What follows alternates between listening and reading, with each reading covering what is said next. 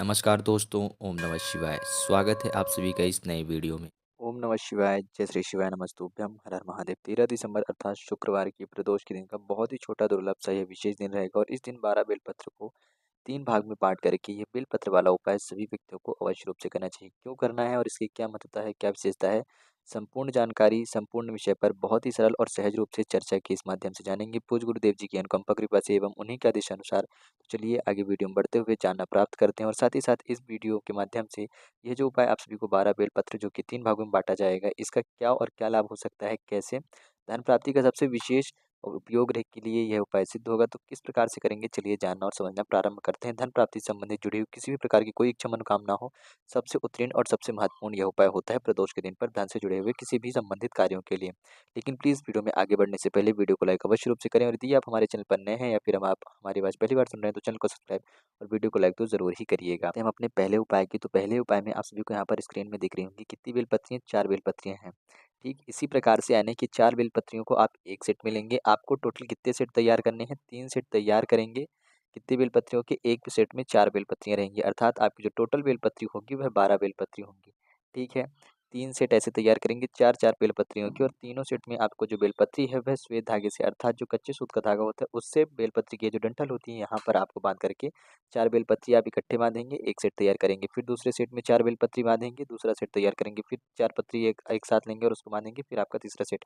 अर्थात कहने का तात्पर्य है कि 4-4 सेट के 3 सेट 4-4 बेलपत्रियों के आप सभी को बनाने हैं। कच्चे सूत वाले धागे का प्रयोग करके ये सेट तैयार करेंगे बेलपत्रियों का। बेलपत्री कहीं से भी अखंडित नहीं होनी चाहिए।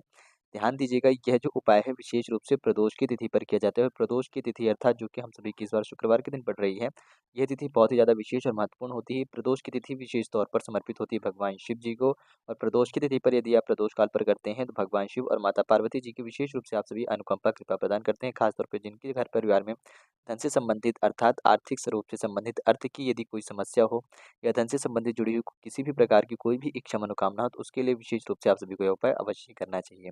तो अपनी बेलपत्री तैयार कर ली है। अब इस बेलपत्री को लेकर के जब आप सुबह का समय हो या फिर शाम का समय हो, आप इस उपाय को सुबह या शाम दोनों टाइम पे कर सकते हो। शिव जी के मंदिर पहुँचेंगे तो आपके पास कितने सेट हैं बेलपत्री के? 3 सेट हैं।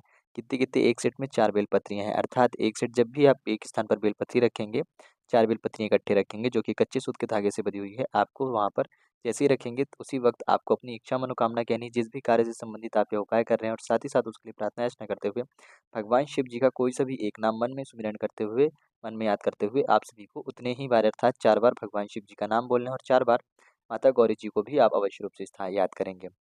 कौन-कौन से स्थान पर रखेंगे ध्यान दीजिएगा। सबसे पहले रखेंगे आप माता सुंदरी जी के स्थान पे, ठीक? अपनी प्रार्थना याचना कहेंगे, प्रभु का नाम लेंगे अर्थात महादेव जी का नाम लेंगे, माता गौरी जी का नाम लेंगे अपनी प्रार्थना याचना कहने के बाद। उसके बाद आप रखेंगे 4 बेलपत्रियों का दूसरा सेट जो कि आप सभी को रखना है माता जगत जननी जी के हस्तकमल पर, भगवान शिव जी के शिवलिंग के स्थान पर। ये जो कटा वाला भाग दिख रहा है यहाँ पर, यह माता जगत जननी जी का हस्तकमल होता है, यहाँ पर रखेंगे। आपने 2 भाग समर्पित कर दिए, पुनः से आपको अपनी प्रार्थना याचना कहनी है, धन से संबंधित जुड़ी हुई किसी भी प्रकार की इच्छा मनोकामना हो, चाहे कर्ज से संबंधित हो यानी कि किसी को कर्ज दिया हुआ है, वह वापस लेना है या फिर अपना जो कर्ज आपने खुद से लिया है किसी से और उसको कर्ज को चुकाना चाहते हैं या फिर अपनी आय बढ़ाना चाहते हैं, व्यापार या नौकरी में तरक्की पाना चाहते हैं, व्यापार में बढ़ोतरी पाना चाहते हैं, धन में यदि व्यापार में बढ़ोतरी नहीं हो रही है, व्यापार आपका चल तो सही साट रहा है, आपके व्यापार में लेकिन पहले जितनी आवक होती थी उतनी ही हो रही है, व्यापार में खास बढ़ोतरी आपको देखने के लिए नहीं मिल रही है, उसके लिए प्रार्थना याचना करेंगे।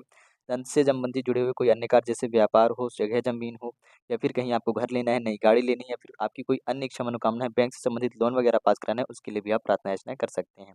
साथ ही साथ जो हमारा तीसरा सेट रहेगा यानी कि अंतिम सेट बेलपत्री का और अंतिम स्थान में भगवान शिव जी के ऊपर समर्पित करेंगे और जब हम अपनी प्रार्थना याचना करेंगे तो सारी क्रिया हम उत्तर दिशा की तरफ अपना मुँह करके खड़े होंगे भगवान शिव जी के समक्ष और तीसरे सेट को समर्पित करने के बाद भगवान शिव जी से ही प्रार्थना याचना 4 बार भगवान शिव जी का नाम लेंगे, 4 बार माता गौरी जी का नाम लेंगे, अपनी प्रार्थना याचना करके समाप्त करेंगे।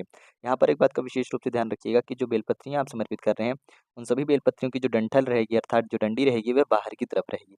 माता सुख-सुंदरी वाले स्थान पे भी देख सकते हो आप बेलपत्री की डंडी बाहर है, माता जगत जननी के स्थान पे भी आप देखेंगे, भगवान शिव जी की शिवलिंग के ऊपर भी देख रहे हैं आप तो यहाँ पे भी बाहर है। तो आप इस वीडियो का स्क्रीनशॉट ले सकते हैं यहाँ पर कि आपको समझ में आ जाएगा कि कैसे आपको वहाँ पर बेलपत्री समर्पित करनी है, इस बात का विशेष रूप से ध्यान रखिएगा। यहाँ पर हम सभी का पहला उपाय समाप्त होता है, यह उपाय विशेष रूप से धन की किसी भी प्रकार से कोई भी इच्छा मनोकामना हो जो कि धन से संबंधित है अर्थात आर्थिक रूप से संबंधित है, चाहे आप अपने घर में चाहते हो कि हमारे जो घर की आमदनी है उसमें बढ़ोतरी हो, हमारे घर में धन में स्थिरता है, माता लक्ष्मी जी की अनुकंपा कृपा हो, तो भी आप सभी ये उपाय कर सकते हैं। तो विशेष रूप से यह उपाय करिएगा। प्रदोष की तिथि है, सुबह से लेकर के शाम तक में कभी भी कर सकते हैं। और यदि शुक्रवार को पड़े तो शुक्रवार का दिन माता लक्ष्मी जी को समर्पित होता है। प्रदोष का दिन भगवान शिव जी और माता गौरी जी को समर्पित होता है। तो माँ लक्ष्मी जी की कृपा से आपके घर में धन की आवक बढ़ती है। भगवान शिव और माता गौरी जी की कृपा से आपके घर में सुख शांति समृद्धि के साथ साथ जो आपके कष्ट विघ्न बाधा आते हैं धन से जुड़े हुए किसी भी काम में, किसी भी क्षेत्र में, तो उनमें भी जो समस्याएं उत्पन्न होती हैं वह भी खत्म होती हैं। तो ये छोटा सा उपाय जरूर रूप से करेंगे।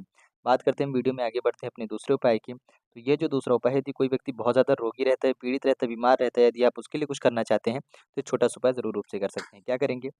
एक बेलपत्री लेंगे, कहीं से भी कटी-पिटी ना हो। यदि बेलपत्री मिलती है तो अच्छी बात है, अन्यथा बिना बेलपत्री के भी इस उपाय को कर सकते हैं। साथ ही साथ 1 लोटा शुद्ध जल लीजिएगा, थोड़ा-सा लाल चंदन ले लीजिएगा एक कटोरी में लेकर और उसी के साथ आप सभी को लेना है एक कमलगट्टा। ये सारी चीज़ें ले ली, कहाँ पहुँचेंगे? शिव जी के मंदिर में। इस उपाय को विशेष रूप से करने के लिए वैसे तो सुबह का समय है, यदि आप शाम के समय पे करना चाहें तो शाम को भी कर सकते हैं। यदि आप सुबह के समय पे पर्याप्त आपके पास समय नहीं रहता है, किसी भी कारणवश, किसी भी काम के वश से आपके पास यदि सुबह पर्याप्त समय नहीं मिल पाता है तो आप शाम को करेंगे, परंतु जब आप शाम को करेंगे तब आपको जल समर्पित नहीं करना है। ध्यान से समझिएगा, पूरी विधि वैसी ही रहेगी, बस आप जब यदि इस उपाय को शाम को करें तो जल समर्पित ना करें। सबसे पहले क्या करेंगे? शिव जी के पास पहुँचेंगे। अब यहाँ पर जब भी आप शिव जी के पास खड़े होते हैं तो आप शिव जी के पास कहीं पे भी खड़े होंगे तो शिव जी का मुख आपकी तरफ हो जाता है। शिवलिंग का कोई विशेष दिशा की ओर मुख नहीं माना जाता है। तो आप अपना मुख उत्तर दिशा की तरफ करके खड़े हो गए हैं शिव जी की शिवलिंग के पास। अब यहाँ पर जो आपके पास लाल चंदन का लेपन था, ठीक है? इस लाल चंदन के लेपन को आपको भगवान शिव जी की शिवलिंग पर करना है। अब जैसे आप यहाँ पर ध्यान दीजिएगा कि आप यहाँ पर स्थान पर खड़े हो गए हैं, तो जब जो आप लाल चंदन का लेपन करेंगे वह आप अपने समक्ष नहीं करेंगे जिस तरफ शिव जी का मुख है। आपको शिव जी के मुख के पीछे की तरफ करना है, अर्थात इस दिशा की तरफ करेंगे। आप यहाँ पर देख सकते हैं, इस वीडियो में स्क्रीन पर देख कर के समझ पा रहे होंगे कि आपने यहाँ पर लेपन कर दिया है। यह जब लेपन करेंगे तब आप भगवान शिव जी का कोई सा भी एक नाम लेकर के लेपन कर सकते हैं या फिर चाहें तो श्री शिवाय नमस्तुभ्यम का भी जाप करते हुए अच्छे से लेपन कर सकते हैं। लेपन कर दिया है, आधी शिवलिंग में ही करना है, शिव जी की शिवलिंग के पीछे वाले हिस्से में ही करना है जहाँ पर आप खड़ेंगे। ये आपके सामने का हिस्सा हो गया और यह शिव जी के पीछे का हिस्सा हो गया। तो पीछे वाले हिस्से में यानी कि आप यहाँ पर खड़े होकर के शिव जी के पीछे वाले हिस्से में लाल चंदन का संपूर्ण रूप से लेपन कर देंगे पूरी शिवलिंग में। आधे में ही करेंगे, पीछे की तरफ में। कर दिया लेपन। इसके बाद जो आपके पास एक कमल गट्टा है, वह एक कमल गट्टा समर्पित करेंगे कहाँ पर? भगवान शिव जी की शिवलिंग पर। अपनी इच्छा मनोकामना कहते हुए उस रोगी व्यक्ति के लिए जिसके लिए आप यह उपाय कर रहे हैं, जिसके लिए आप इस उपाय को करना चाह रहे हैं कि ताकि उसके जीवन से, उसके घर से, साथ ही साथ उसके शारीरिक रूप से जो भी कष्ट है, जो भी बीमारी है, जो भी पीड़ा है, उसमें उस व्यक्ति को राहत मिले। उस व्यक्ति के अंदर से वह पीड़ा कष्ट से उसको मुक्ति मिले। साथ ही साथ उसकी जो दवा चल रही है, वह दवा भी आपको चलाते रहनी है और उसके लिए प्रार्थना याचना आप भगवान शिव जी से इस प्रकार से कर सकते हैं। हो सके तो थोड़ा-सा लाल चंदन यहाँ पर आप भगवान शिव जी की शिवलिंग से निकाल कर के ले जाएँ और उस व्यक्ति को मस्तक में यदि आप प्रसाद के रूप में चाहें, औषधि के रूप में चाहें तो लगा सकते हैं, थोड़ा-सा टीका लगा सकते हैं। साथ ही साथ शरीर में यदि किसी अन्य स्थान पर यदि दर्द हो या पीड़ा हो, तो वहाँ पर भी आप उसका 1 से 2 टीका लगा सकते हैं। जब आप इस उपाय को करेंगे तो जिस रोगी व्यक्ति के लिए करेंगे उसका नाम और गोत्र अवश्य रूप से बोलिएगा। साथ ही साथ उसके लिए आप जिस भी प्रकार से प्रार्थना अर्चना करना चाहें तो कर सकते हैं, परंतु लाल चंदन लगा कर के ही करना है और आप भगवान शिव जी का कोई सा भी नाम ले सकते हैं। यदि प्रदोष काल में इस उपाय को करेंगे तो आप जल समर्पित नहीं करेंगे क्योंकि संध्या के समय रहेगा और यदि आप सुबह को कर रहे हैं तो आप अंत में संपूर्ण रूप से जल समर्पित करेंगे और जल जो आप समर्पित करोगे तो वह जल जो यहाँ पर बह करके आएगा जलधारी के अंतिम छोर से, आपको यहाँ पर थोड़ा सा जल एकत्रित कर लेना है, अर्थात इकट्ठा कर लेना है और इस जल को घर लेकर के जाएंगे। तो इस जल का प्रत्येक 5 दिनों तक आप उस व्यक्ति के ऊपर छिड़काव करेंगे थोड़ा थोड़ा सा। जब भी उसकी यदि यानी कि जो दवा खाने का समय होगा ठीक उसी समय पर आपको छिड़काव करना है, उसे ग्रहण नहीं कराना है, केवल उसके मस्तक पर और उसके दर्द वाले कष्ट वाले स्थानों पर जहाँ कहीं पे भी उनके यदि रोग होगा या पीड़ा होगी या शरीर के किसी भी अन्य स्थानों पर उन्हें दर्द होता है, पीड़ा होती है, वहाँ पर आप उसका लेपन कर सकते हैं। औषधि के रूप में जब भी आप लेपन करेंगे तो भगवान शिव जी को मन ही मन याद करेंगे, उनसे प्रार्थना अर्चना करते हुए औषधि के रूप में ही आपको उस जल का लेपन करना है। इस प्रकार से आप उस व्यक्ति के जीवन में रोग से संबंधित किसी भी प्रकार के कष्ट के लिए भगवान शिव जी से प्रार्थना अर्चना कर सकते हैं ताकि उस व्यक्ति की शारीरिक रूप से जो रोग है, कष्ट है, उसकी पीड़ा कम हो, उससे राहत मिल सके और जल्द से जल्द वह ठीक हो सके। तो ये छोटा-सा उपाय भी आप कर सकते हैं शुक्रवार की प्रदोष की तिथि पर। बात करते हैं अपने अगले अंतिम और तीसरे सबसे महत्वपूर्ण उपाय की। तो यह उपाय है हम सभी की कोई भी विशेष इच्छा मनोकामना हो उसको परिपूर्ण करने के लिए इस छोटे से उपाय को ज़रूर करेंगे। क्या करेंगे?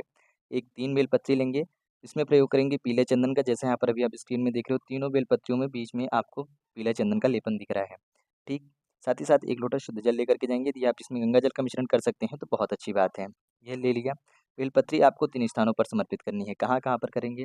माता सुख सुंदरी वाले स्थान पर करेंगे, उनसे प्रार्थना याचना करेंगे, फिर माता जगत जननी जी के हस्तकमल पर करेंगे और फिर भगवान शिव जी की शिवलिंग पर करेंगे। तीनों बेलपत्रियों का जो चंदन वाला हिस्सा है वह भगवान शिव जी की शिवलिंग को स्पर्श होना चाहिए, यानी कि माता सुख सुंदरी को भी स्पर्श हो, माता जगत जननी जी को भी स्पर्श हो और साथ ही साथ भगवान शिव जी को भी स्पर्श होना चाहिए। जल समर्पित करेंगे तो आप सबसे पहले माता सुख सुंदरी को करेंगे, फिर माता जगत जननी जी को करेंगे, फिर भगवान शिव जी को करेंगे। तीनों स्थानों में आपको रुक-रुक कर करना है, यानी कि कहने का तात्पर्य है 3 बार आप जल समर्पित करेंगे। एक साथ लगातार आपको तीनों स्थानों पे जल नहीं समर्पित करना है। यह उपाय, यह जो क्रिया है, ये आपकी कोई भी विशेष इच्छा मनोकामना हो उसके लिए प्रार्थना याचना करेंगे। सबसे पहले माता जी से प्रार्थना करेंगे, भगवान शिव जी की सबसे छोटी पुत्री माता सुख सुंदरी जी से। उसके बाद भगवान शिव जी की पत्नी अर्थात माँ गौरी से, माँ जगदम्बा से आप प्रार्थना करेंगे, माता जगत जननी जी के हस्त कमल वाले स्थान पर जल समर्पित करते हुए।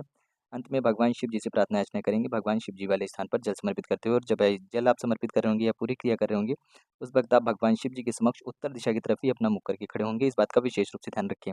इस उपाय को यदि आप सुबह करें या शाम करें, इसमें भी एक विशेषता ज़रूर रूप से नियम का ध्यान रखिएगा कि आपको जल दोनों समय पे अर्पित करना ही करना है। ऐसा मत करिएगा कि आप शाम को कर रहे हैं तो आप जल समर्पित नहीं करते और बाकी पूरी ये क्रिया कर लेते हैं। तो ऐसे में आपका ये उपाय अधूरा माना जाएगा। तो जल समर्पित ज़रूर रूप से करिए, चाहे सुबह कर रहे हों, शाम को कर रहे हों। यदि शाम को आपके मंदिर में जल अर्पित करने की अनुमति नहीं है, तो आप अपने घर के नज़दीकी किसी भी बेलपत्र के पेड़ के नीचे चले जाएँ और वहाँ पर आप किसी भी एक पत्थर को या आप एक मिट्टी के शिवलिंग का, पार्थिव शिवलिंग का निर्माण कर सकते हैं और वहाँ पर आप अपनी पूजा अर्चना कर सकते हैं। इस प्रकार से छोटे-छोटे 3 विशेष उपाय आप सभी को शुक्रवार के दिन पे जो प्रदोष तिथि पड़ रही है उस दिन अवश्य रूप से करना चाहिए। ये जो विशेष उपाय बताए गए थे, ये सभी उपाय ऐसे हैं कि केवल और केवल शुक्रवार की ही प्रदोष को नहीं, किसी भी दिन की यदि आपकी प्रदोष की तिथि पड़ती है तो आप उस दिन पर इस उपाय को कर सकते हैं। तो 12 बेलपत्री को 3 भाग में बाँटने वाला है छोटा-सा अद्भुत उपाय विशेष रूप से सभी लोग करिएगा, ताकि आपकी किसी भी प्रकार की धन से संबंधित जुड़ी हुई कोई भी इच्छा मनोकामना हो वह अवश्य रूप से परिपूर्ण हो। तो बहुत ही सरल और बहुत ही सहज रूप से बताया गया कि कैसे करना है, किस क्रिया अनुसार करना है। यदि कुछ प्रश्न हो तो कमेंट में ज़रूर पूछिएगा। साथ ही साथ कमेंट में हर हर महादेव, तो ओम नमः शिवाय ज़रूर रूप से लिखें। जय श्री शिवाय नमस्तुभ्यम, ओम नमः शिवाय।